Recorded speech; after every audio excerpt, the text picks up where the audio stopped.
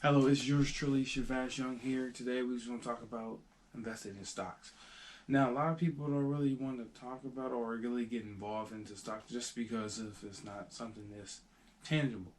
Obviously it's intangible, so you can't really touch it, see it, or anything like that. But just know the asset is there and as real as any other asset out there.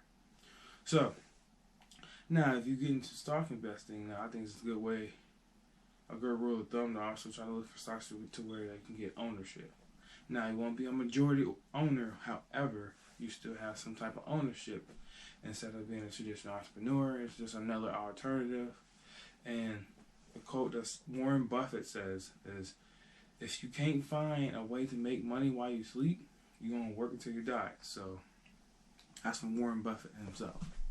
So, with that being said, let's jump right into it. There's three different categories, and first one is active, inactive, and passive investing. So with that being said, we're going to dive right into it. But first, I also want to tell you, before I forget, see dividends. Obviously, the point of having some ownership into some companies is because you get paid dividends. Now, that dividend paid out is based on your dividend yield, which is the percentage of the profits that the investor will receive. So whatever that percentage is. So some companies pay up to like 6-7%. I mean, it just depends on the company. You just have to research and go from there. I mean, and with these dividends, you either get paid quarterly, twice a year, or once a year. So it just depends on the company. So just make sure you do your research. That way you can get paid how you would like to get paid in terms of how often. So like I said, the first one is active. So the first one is pretty much more like a short term. So you do it within a year, and obviously that leads to some day traders, but it's even some that even take it to like a couple minutes, buying and selling in a couple minutes, quick, fast. Now with the day traders, you're losing money 80% of the time. That's what the stats say. 80% of the time you are losing money. But with some benefits of active investing is that you can make a large amount of money in a short period of time. But obviously the downside is that, say, for the first 4 months, your investments can be doing real good. In the fifth month, you can just lose 50% of your money. So moving along, so I want to also explain that short term and long term is different, literally just by day. Short term is just a year, and long term is considered 1 year and 1 day. So, but the downfall of an active investor is that you get taxed at ordinary income. So when you get to a short term capital gain, your tax will be up to 40%.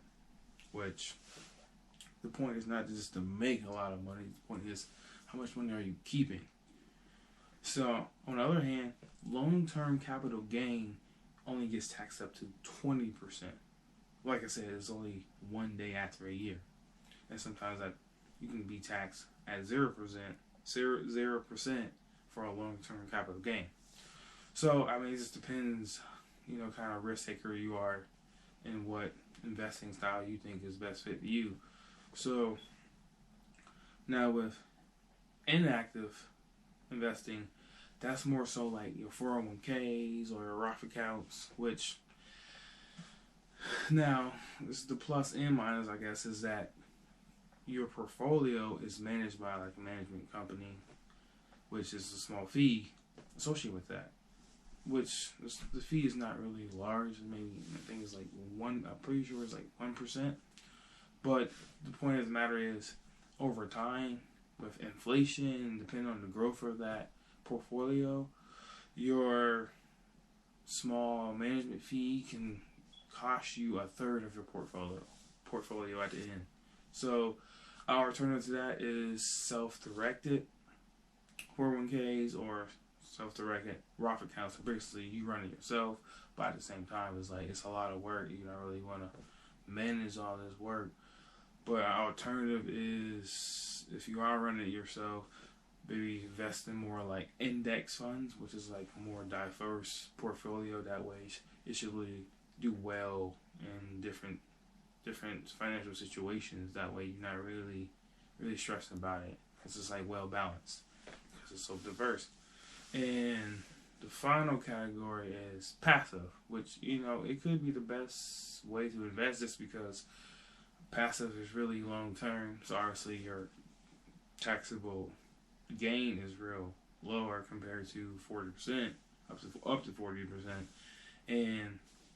But the downfall is most people want that money fast. They want that fast reward. I want that gratitude. Yes, I did something with 2 months. Hey, I made X amount of dollars. But with that passive investment, it's long term. So that can be like say a year or a day, or 2 years, 3 years. But you're taxed less, and over time you can build it up and make a lot of money. So it really just depends on what you want and your type of style, type of person you are, and the levels of risk you want to take.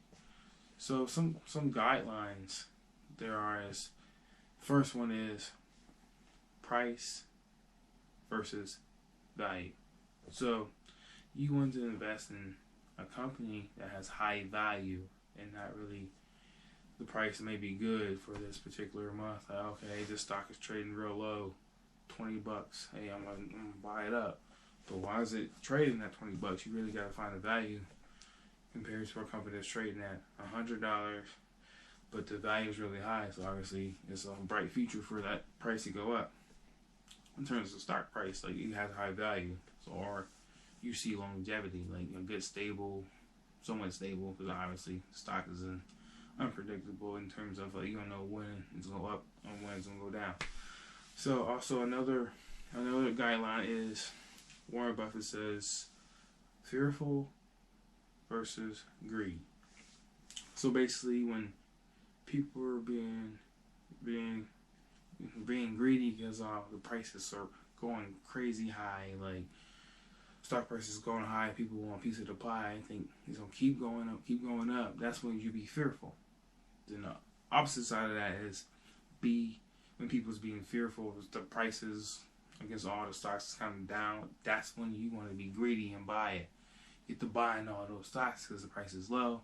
I mean, that way when the price do go up, you're gonna make a lot of profit just because you got these stocks at a low price.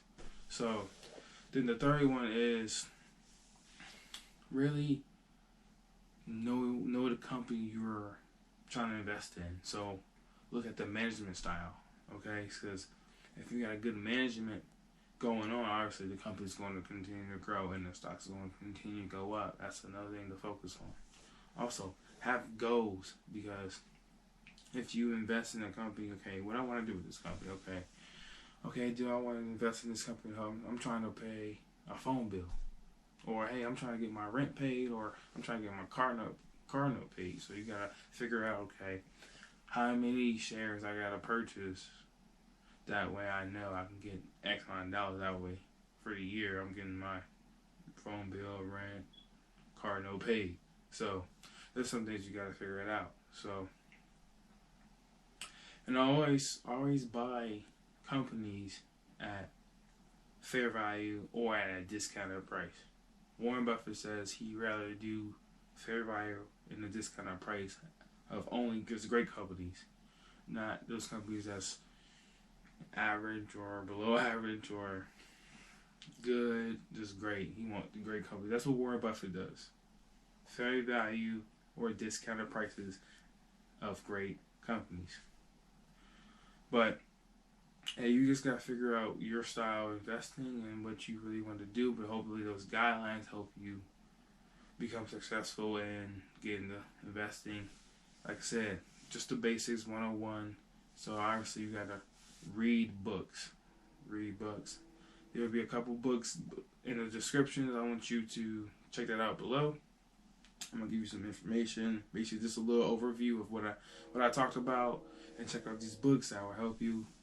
And all my links to social medias and my about page. Go check this out. Follow me. Hey, feel free to message me personally on DM on any of my social medias.